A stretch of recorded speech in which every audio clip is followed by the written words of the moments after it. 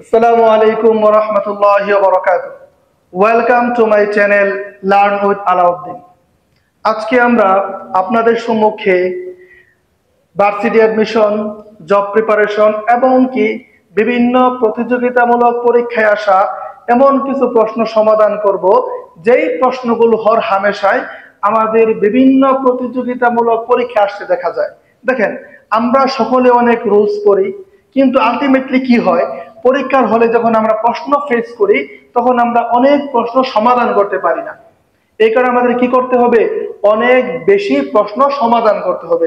তাহলে চলুন এমন কিছু প্রশ্ন আমরা সমাধান করি যেগুলো পরীক্ষায় কি বারবার আসতে দেখা যায়। ওকে, আমরা প্রথমেই এক নাম্বার যে প্রশ্নটা সমাধান করব, অল ম্যান আর মর্টাল। দেখো, অল ম্যান আর মর্টাল, এখানে বলা হয়েছে আন্ডারলাইন ওয়ার্ড। এটা কি নাউন, এটা কি অ্যাডভার্ব, এটা কি প্রনাউন নাকি এটা অ্যাডজেক্টিভ? দেখো, ম্যান কি একটা noun, man noun. All man সকল মানুষ, অল ম্যান মানে কি সকল মানুষ।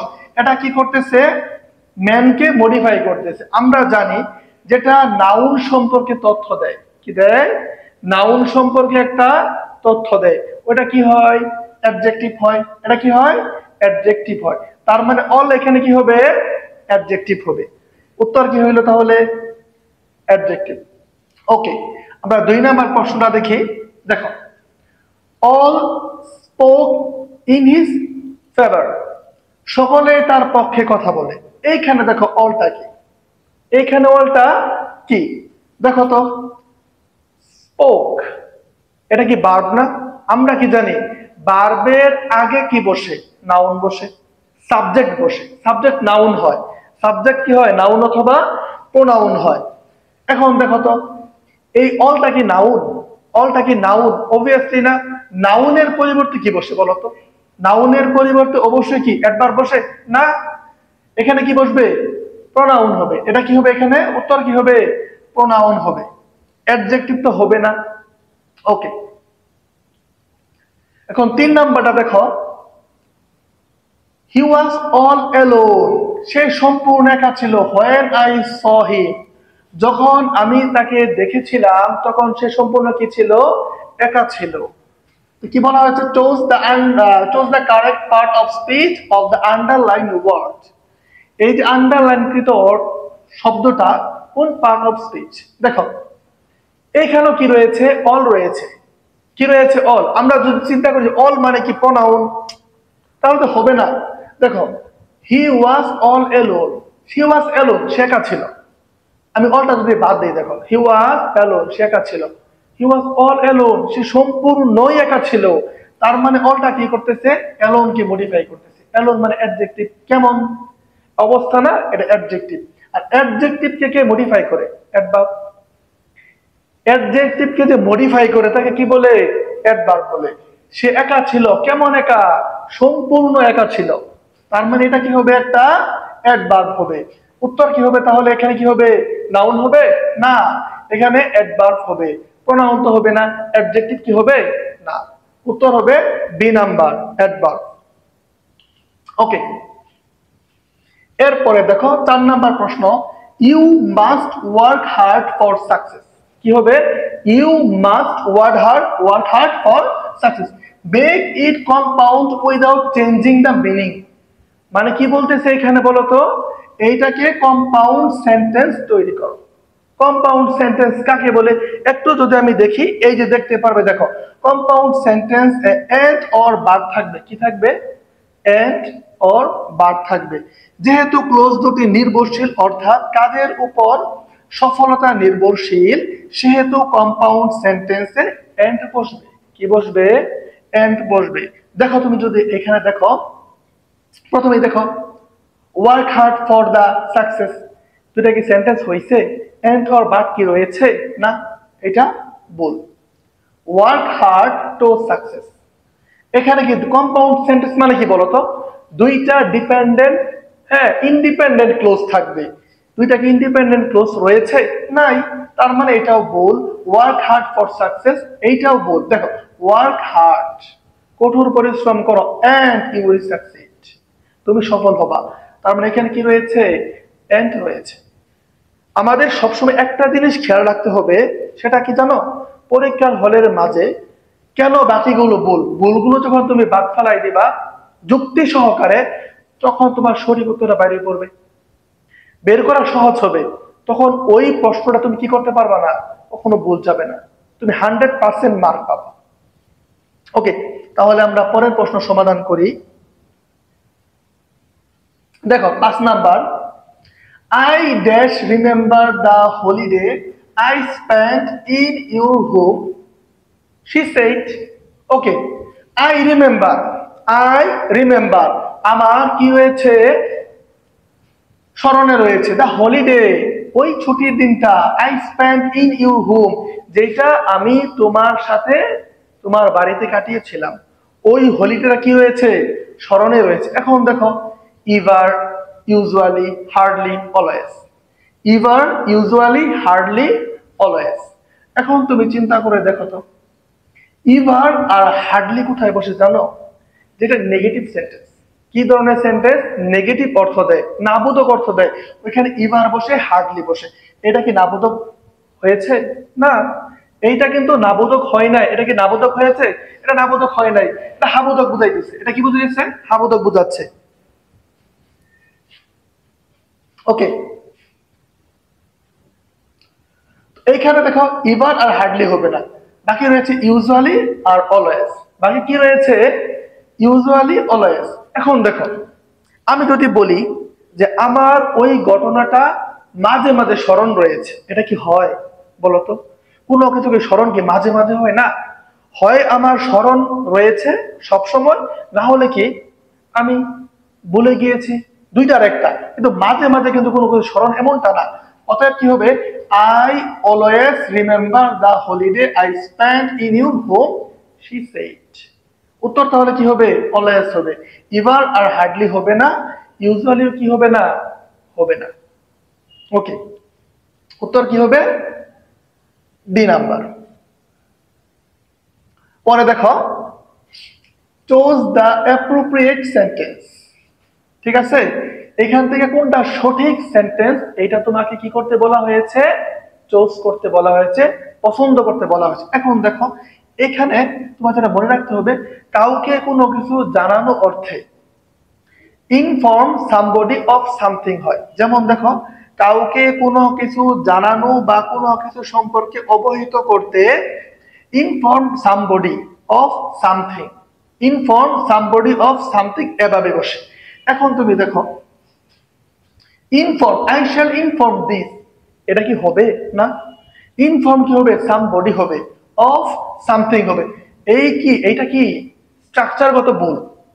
I shall inform your father of this, এটা হতে পারে। Inform your father, somebody, of something this, আমি তোমার বাবাকে এটা অবহিত করব। I shall inform your father to this, এটা হবে না। I shall inform this of your father, না। Inform কি হবে, somebody হবে, of something হবে। এটা কি আছে, inform of, ঠিক আছে, কিন্তু inform এর পরে কি হবে, somebody, this হবে না। ঠিক আছে, তার মানে কি উত্তর কি হবে, বি নাম্বার। ওকে, ফাইন। এরপরে প্রশ্ন আমরা সমাধান করি। দেখো, the protesters were forced to give in, হ্যাঁ, আন্দোলনকারীদেরকে, বিক্ষোভকারীদেরকে বাধ্য করা হয়েছিল নতি স্বীকার করতে। নতি স্বীকার করতে, গিভিন মানে কি, নতি স্বীকার করা। গিভিন মানে কি, নতি স্বীকার করা।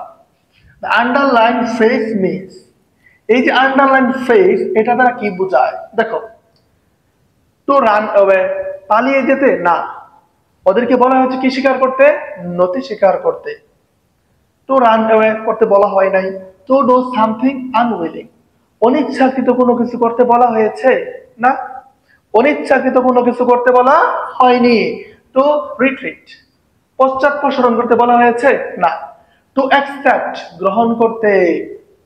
ডিফিট, পরাজয়, পরাজয় বরণ করতে কি বলা হয়েছে, বলা হয়েছে। তার মানে উত্তর কি হবে, ক নাম্বারটা সঠিক উত্তর হবে, এই যে গিভিং। ঠিক আছে, ক নাম্বারটা কি হবে, সঠিক উত্তর হবে। তো অ্যাকসেপ্ট, ডিফেট, পরাজয় স্বীকার করতে বলা হয়েছে। ওকে, 7 নাম্বারটা দেখো, if you had lent me some money, যদি তুমি আমাকে কিছু টাকা ধার দাও। Complete the sentence with a clause. দেখো, ইফ এর পরে যদি হ্যাড প্লাস বি থ্রি থাকে, এটা কি কন্ডিশন হবে? Third condition. এটা কোথা থেকে প্রশ্নটা আসছে? কন্ডিশন থেকে প্রশ্ন আসছে, থার্ড কন্ডিশন। এখন দেখো থার্ড কন্ডিশনটা কি একটু তোমাদেরকে দেখাই দেই, তাহলে প্রশ্নটা সমাধান করার জন্য সহজ হবে। থার্ড কন্ডিশন, ইফ সাবজেক্ট এরপর যদি হেড প্লাস বি থ্রি থাকে, কি থাকে? হেড প্লাস বি থ্রি থাকে, তাহলে কি হবে? দেখো, সাবজেক্ট কুড উড অথবা মাইট হ্যাভ। কুড হ্যাভ হতে পারে, উড হ্যাভ হতে পারে, মাইট হ্যাভ হতে পারে, এরপরে কি হবে? বি থ্রি হবে। থার্ড কন্ডিশন আরেকটা ওয়েতে থাকতে পারে, had plus subject V three. Had plus কি থাকতে পারে? Subject V three. এটাও same, could would might have, would have might have plus কি হতে পারে? বি থ্রি হতে পারে। ওকে, এটা থার্ড কন্ডিশনটা কি করা? পরিপূর্ণ করার রুলস। ওকে ফাইন, তুমি এখন দেখো আই শ্যাল বি, এটা কি হবে? বল। যদি তুমি সিনেমা দেখো, I would have been grateful to you, এটা হতে পারে, উড হ্যাভ আছে, বি থ্রি রয়েছে। আই ওয়াজ, এটা বল। আই উড বি, বি এটাও বল। তার মতো কি হবে? C number, I would have been grateful to you, আমি তোমার কাছে কি থাকবো? কৃতজ্ঞ থাকবো যদি তুমি আমাকে কিছু টাকা কি দাও? ধার দাও। তার উত্তর কি হবে? সঠিক উত্তর সি নাম্বার। ওকে, তাহলে আমরা আরেকটা প্রশ্ন সমাধান করি। Choose the correct sentence. A snake, a snake, choose the correct sentence. কোন সেন্টেন্সটা সঠিক তোমাকে বের করতে বলা হয়েছে। ঠিক আছে, তো দেখো প্রশ্নের কিন্তু একই টাইপ, কিন্তু এক একটা প্রশ্ন কিন্তু এক একটা প্রকার থেকে আসতেছে। যখন তুমি বেশি বেশি প্রশ্ন সমাধান করবা, তখন তোমার কি হবে? যে কোনো প্রশ্ন সমাধান করাটা তোমার জন্য সহজ হয়ে যাবে। দেখো, a snake beat him yesterday, bite him yesterday, a snake beat him yesterday, a snake beaten him yesterday, a snake beat him yesterday। দেখো, yesterday যখন থাকবে, কিছু কিছু শব্দ রয়েছে যেগুলো থাকলে past tense হয়। কি হয়? past tense হয়।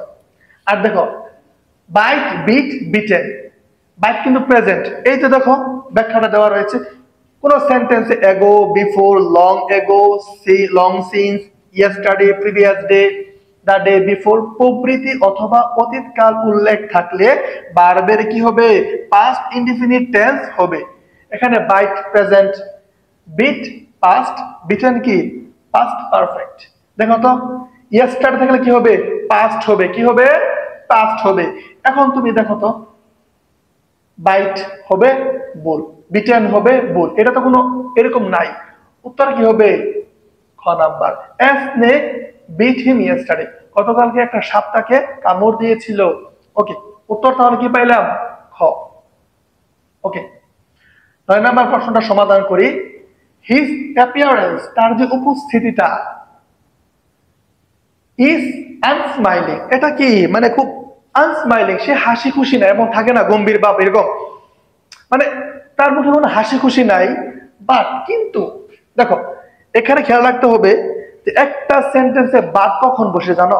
আমরা বলি না he is poor but honest, সে গরিব কিন্তু সৎ। গরিবটা সাধারণত কেউ অসৎ হয়। দেখবা বাট যখন কোনো সেন্টেন্সে বসবে, ঠিক আছে, তাহলে কি হবে জানো?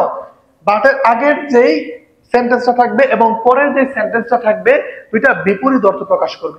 যেমন দেখো, যদি বলি he is uncompromising on the matters of task performance, সে তার কাজের বিষয়ে আনকম্প্রোমাইজিং, ঠিকই তো আছে, কারণ যে মানে গম্ভীর না, সে স্বাভাবিক কি করবে? তার কাজের প্রতি কি আনকম্প্রোমাইজিং থাকবে, স্বাভাবিক। তাহলে বাদ দিলে তো হইতো না, এখানে এন্ড দিলে হইতো।